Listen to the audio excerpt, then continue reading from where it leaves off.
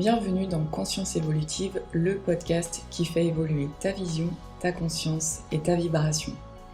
Dans ce podcast, je vais te partager mes découvertes et mes prises de conscience en abordant des sujets comme l'esprit, le corps, les plans subtils, l'univers et bien d'autres.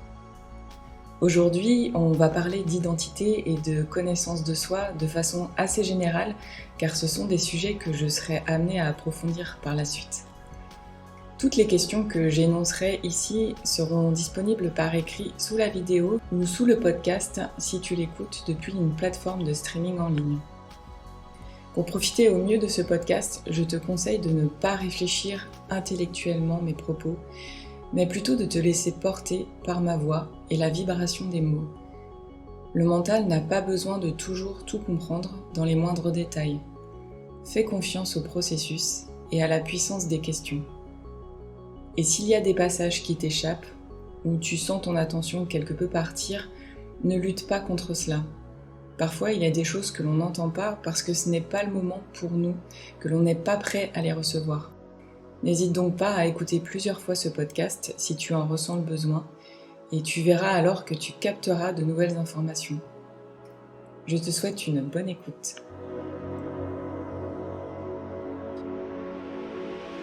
J'aime aller regarder l'étymologie des mots parce que je trouve qu'elle apporte souvent un éclairage intéressant et parfois inattendu sur leur sens.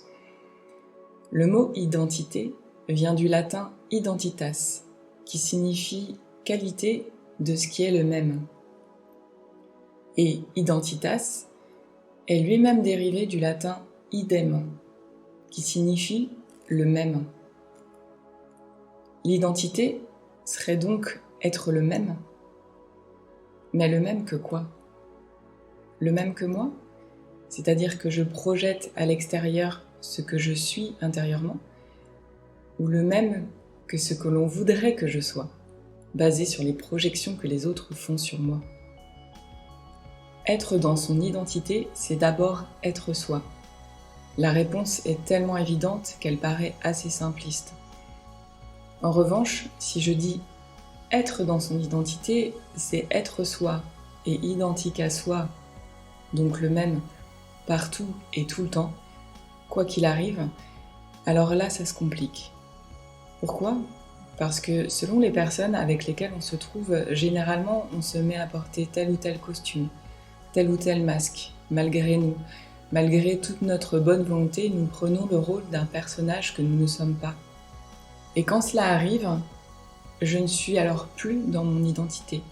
Je suis sortie de moi. Je n'ai plus vraiment de contrôle sur ce qui se passe. Je joue ce rôle tel une marionnette sous le joug de blessures, de conditionnements, de peurs et de programmes. La seule chose que je puisse faire ici, c'est de prendre de la hauteur et de m'observer. Puis de revenir plus tard sur ce qui s'est joué là, pour comprendre ce qui m'a décentré et m'a poussé à être quelqu'un que je ne suis pas. Alors à ce moment-là, je peux me poser plusieurs questions. Qu'est-ce qui m'a poussé à jouer ce rôle, à me montrer ainsi ? Qu'ai-je ressenti en revêtant cette personnalité ? Qu'est-ce que j'ai voulu cacher de moi en faisant cela ? Quel était le but de cette manœuvre, le besoin derrière ? Ai-je été utilisée pour mettre l'autre dans une situation particulière, peut-être inconfortable pour lui ? Lorsque je me pose ces questions, j'ouvre la porte pour que la lumière pénètre en moi et vienne éclairer des parties de moi qui demandent à être vues, considérées, guéries, des blessures entr'ouvertes, des peurs inconscientes, des besoins non comblés. Acquérir sa pleine identité exige de faire ce chemin d'introspection, accepter de se regarder, admettre cette espèce d'imperfection de soi, admettre que l'on ait des failles, des blessures, des peurs, accepter nos vulnérabilités finalement. Si l'on renie une partie de ce que nous sommes, comment être pleinement soi, dans son intégralité ? Le déni de ce que l'on porte bloque automatiquement la reconnaissance de soi et la révélation complète de notre être. Je ne peux me reconnaître, savoir qui je suis, que si je reconnais tous les pans de mon être, y compris mes vulnérabilités. Et avant de répondre aux questions que je t'ai énoncées, pose l'intention d'être capable de te regarder avec honnêteté et transparence. Parce que plus tu reconnaîtras tes vulnérabilités, plus tu te rapprocheras de qui tu es, petit à petit. Bien évidemment, ton mental fera résistance, tentant de rester agrippé à ses chaînes et ses personnages comme à une bouée de sauvetage. Parce que l'ego s'est construit sur ces fondations-là, et les détruire revient à faire tomber les murs qui le protégeaient du monde extérieur. C'est extrêmement angoissant et déstabilisant pour lui. Sache que le déni freine ton évolution. Plus tu restes dans le déni, plus tu fais résistance à la libération des poids et des costumes que tu portes. T'es-tu déjà vu porter un masque en présence de quelqu'un ? T'es-tu déjà montré à quelqu'un sans aucun masque ? À toi-même déjà ? Ou portes-tu continuellement le masque de quelqu'un que tu n'es pas ? De quoi as-tu peur en te montrant tel que tu es ? Lorsque l'on étouffe son vrai moi, parce que ce que nous sommes ne correspond pas à l'image de ce que nous voudrions être, cela crée une dissonance intérieure qui, insidieusement, finit par devenir un mal-être profond. C'est ce qui se passe aussi quand on veut plaire à quelqu'un et correspondre à l'image qu'il voudrait qu'on soit. Nos parents, des amis, un compagnon. La même chose se produit à chaque fois que l'on cherche à être quelqu'un d'autre que soi, consciemment ou inconsciemment. Ce mensonge intérieur nous ronge tranquillement mais sûrement. Et au bout du compte, nous finissons par nous sentir perdus et par ne plus savoir qui nous sommes. Tout l'enjeu est d'arriver à se montrer tel que l'on est, de n'avoir peur d'aucun jugement, parce que le déni de soi est bien pire que n'importe quelle critique. En voulant être quelqu'un d'autre, je me condamne moi-même. Alors qu'en étant moi, je laisse la lumière authentique me traverser et je deviens un soleil rayonnant que naturellement personne ne cherchera à détruire ou à éteindre. Une image m'est venue au sujet de l'identité. Être dans son identité, c'est comme siéger en haut d'une colline. Ta colline. Quand tu es au sommet de cette colline, tu as une vision à 360 degrés autour de toi. Tu peux voir chaque pan de cette colline, chaque espace qui la constitue, même si tu ne les as pas encore explorés. Maintenant, si tu n'as pas encore atteint le sommet et que tu te places sur un pan, il y a toute une partie de ta colline que tu ne peux pas voir.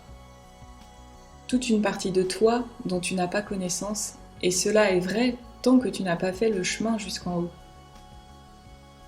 Quand on est bloqué quelque part sur cette colline, c'est souvent la peur qui nous fiche sur place, qui nous empêche d'aller plus loin. Généralement, c'est la peur de l'inconnu. La peur de découvrir ce qui se cache de l'autre côté, les autres facettes de notre être. La peur d'ouvrir une boîte de Pandore. Autant de peurs dont il faut s'affranchir pour réussir à avancer vers le sommet de notre colline, vers nous-mêmes, et découvrir la splendeur de tout notre être. Parce qu'en restant là où tu es, tu te condamnes à ne connaître qu'une toute petite partie de toi. As-tu aujourd'hui le sentiment de siéger en haut de ta colline ? Y a-t-il des parties de toi que tu aimerais explorer, mais tu n'oses pas y aller ? Partir à la découverte de soi, c'est plonger dans l'inconnu. L'important est d'y aller sans faire de projection, de s'attendre à tout comme à rien et d'arpenter le chemin en acceptant tout ce qui se présente à soi, en gardant l'idée que chaque événement a sa raison d'être et sert à notre évolution.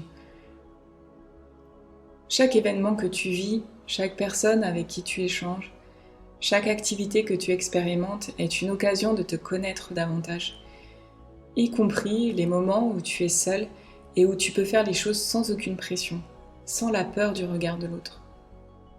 Il n'y a que par l'expérience que l'on peut se découvrir. Alors autorise-toi à expérimenter. Tu es ici sur Terre pour ça. Je vais m'arrêter là pour aujourd'hui car il y a déjà beaucoup d'informations ici et je préfère te laisser le temps d'intégrer tout cela tranquillement. Maintenant, si tu as l'élan d'écouter la suite dans la foulée, tu es bien sûr libre de le faire. Je te rappelle que tu pourras retrouver toutes les questions par écrit sous la vidéo ou le podcast. J'espère que cette première partie sur l'identité t'a plu et si c'est le cas, je t'invite à partager ce podcast et à t'abonner pour être informé des prochains épisodes. À très vite!